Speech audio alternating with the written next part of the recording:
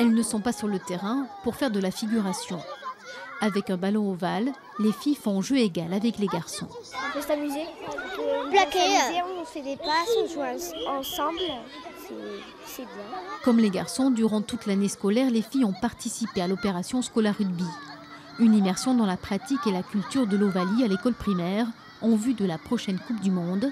Près de 1200 élèves ont ainsi pu être sensibilisés aux valeurs universelles véhiculées par le rugby en cassant la barrière des sexes. La particularité de Scola Rugby, c'est de faire des équipes mixtes.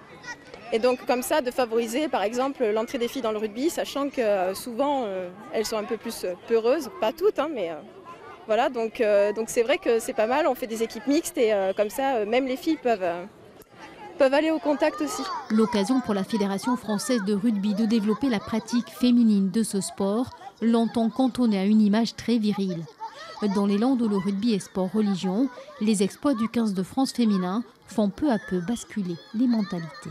On le voit donc en milieu scolaire, donc ici en primaire, mais aussi dans les collèges. Cette année, nous avons eu, grâce aux enseignants d'éducation physique dans les établissements scolaires, nous avons donc touché plus de 160 filles qui ne sont pas licenciées à la fédération, qui ont participé au rugby. Donc pour nous, c'est une très grande satisfaction et on espère que ça se traduira par la création d'équipes dans les clubs. Prochaines étapes de Scola Rugby, les phases finales régionales et nationales en octobre prochain à Arras, avec sûrement quelques demoiselles médaillées.